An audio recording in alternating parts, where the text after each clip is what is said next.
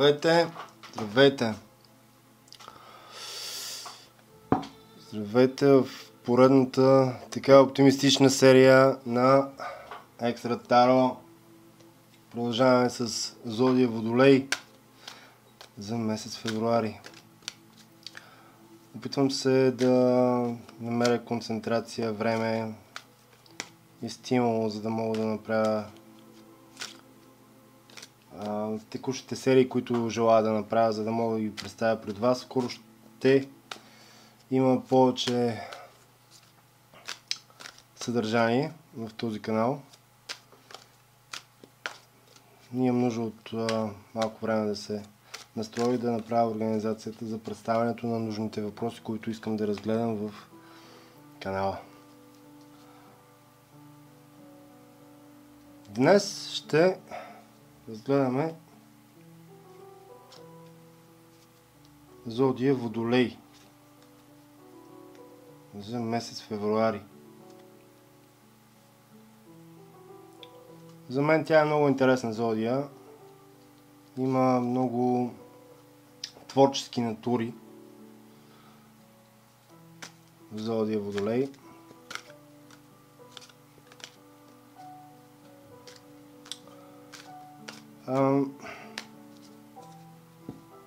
Направил съм една конкретна подредба в случая, която смятам да я ползвам и за по-нататък в продължение. И така, нека да започваме. Зодия Водолей за месец февруари 2025 година. Зодия Водолей за месец февруари 2025 година. Зодия Водолей.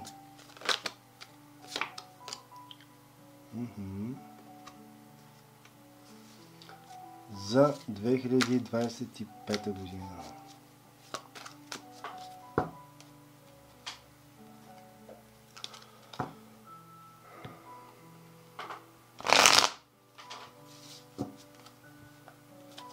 Така, това е генерална обща енергия, която представя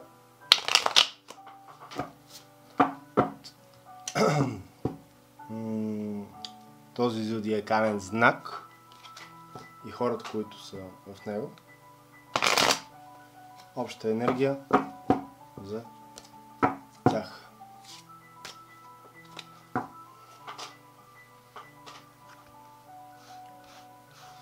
И така, имаме 5 карти, които са в подредба. Ще започнем с карта номер 1, която е общо, около човека и това, което е свързано с неговата обща енергия. Карта номер 1.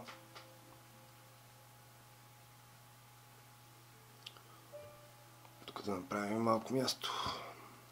Подредбата ни е малко тесничка. Така, карта номер 1. Карта номер 2.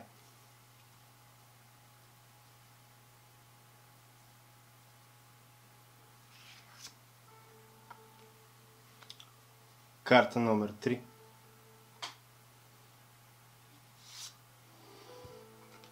Карта номер 4.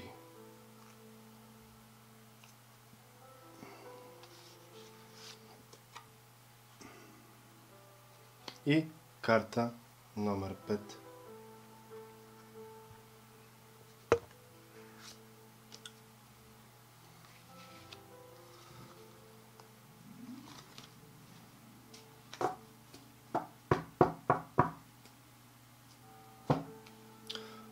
Започваме да отваряме картите, като започваме с карта номер 1.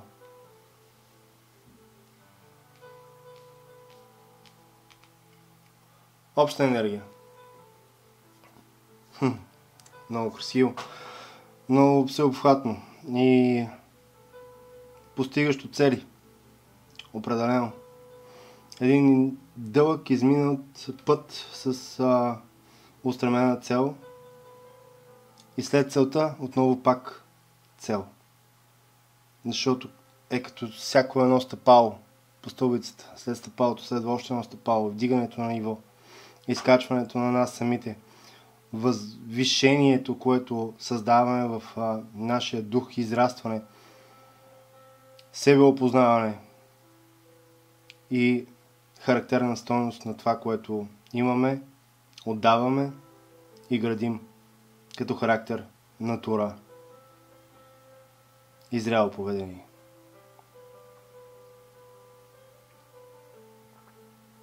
Минаваме през една победа, за да можем да се подготвим все по-добре за следващата.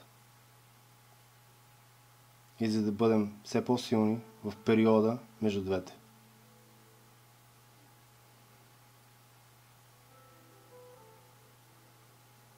Поздравления!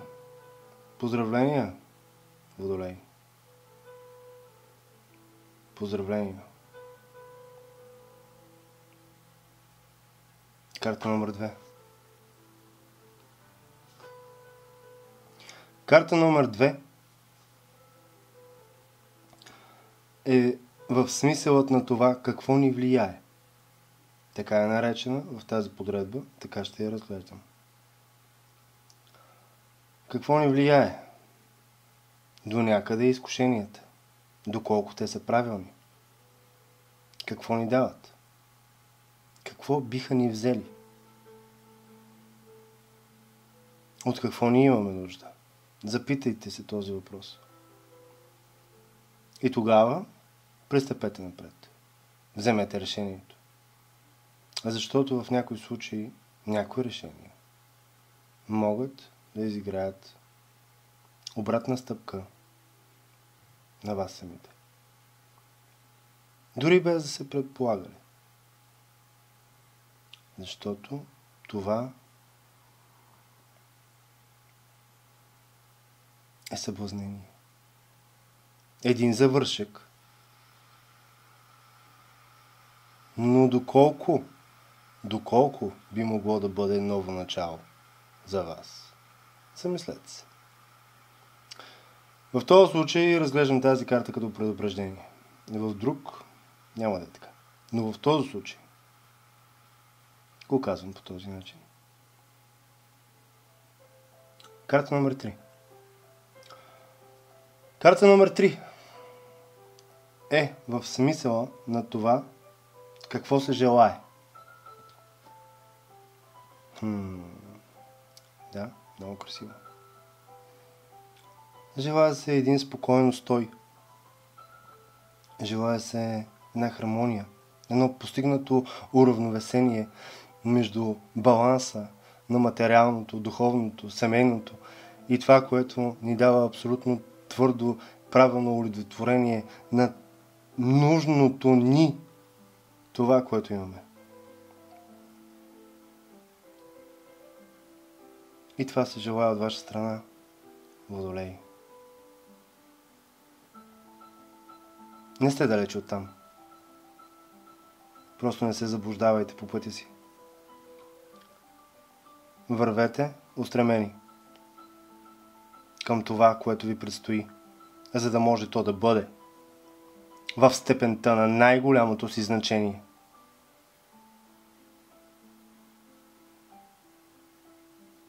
Вярвайте и ще го постигнете. Казвам го както го чувствам, както го усещам и вярвам на това, което усещам и предавам към вас. Това е моята отговорност към вас.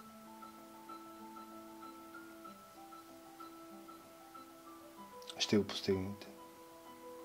Тази уседналост като хармония, без да се заблуждавате с излишни неща, които се опитват да ви примамят по пътя ви.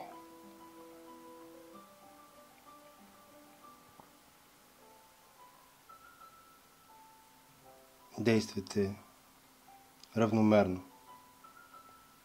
огледно и ще успеете. Карта номер 4. Карта номер 4 е колелото на съдбата.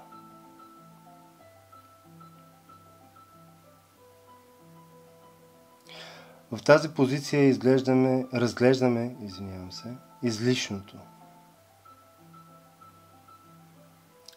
Какво според вас, което сте проумели?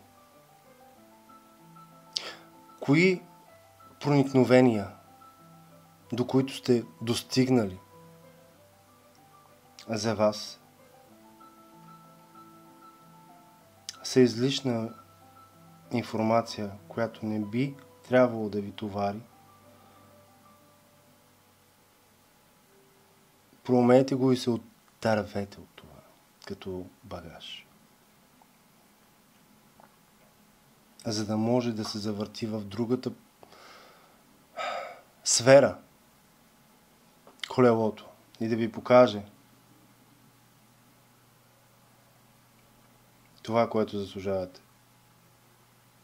Отърсете се и позволете това колело да ви покаже правилната посока. Без нищо излишно, което по един или по друг начин ви спира да поемете тази посока, която колелото на съдбата има за вас. Помислете си, моля. Продължаваме с пета карта. Пета карта е в позиция на реализация.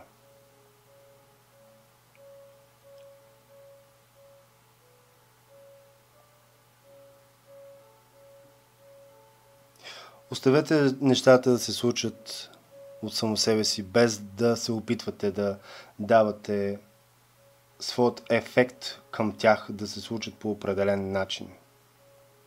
Това няма да подобри ситуацията. Напротив, ще ви изиграе лоша шега. Дори и да сте добронамерени в това, което искате да направите, за да постигнете известна промяна, внимавайте с този ход. Изключително много внимавайте с това какво ще доведе той като реализация в последствие.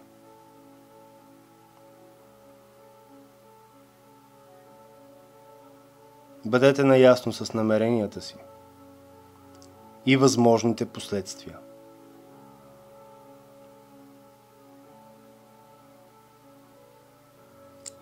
За да знаете какъв е риска. Кое ще ви помогне и кое ще ви навреди. Бъдете наясно с ходовете, които поемате. Това е за вас. Така че бъдете внимателни. Много внимателни. Завършваме с една генерална карта на цялата енергия на Водолей за месец февруари 2025 година.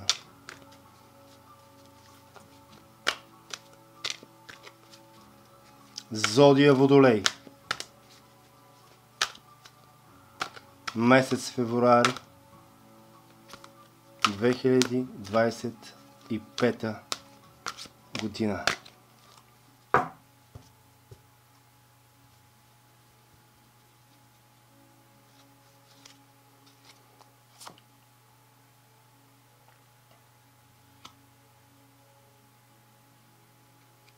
Не се опитвайте да бъдете това, което не сте.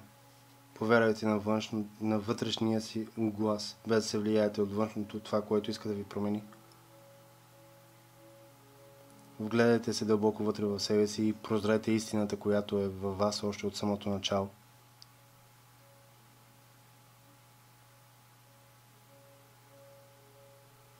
Чувствайте се удобно със себе си, вътре в себе си, когато правите правилните неща, без да взимате грешните решения и ходове. Излишно е.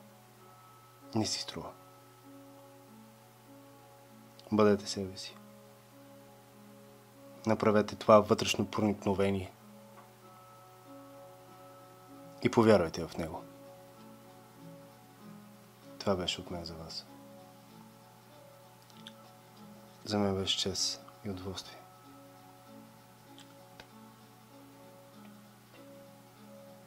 Другия път. Успех!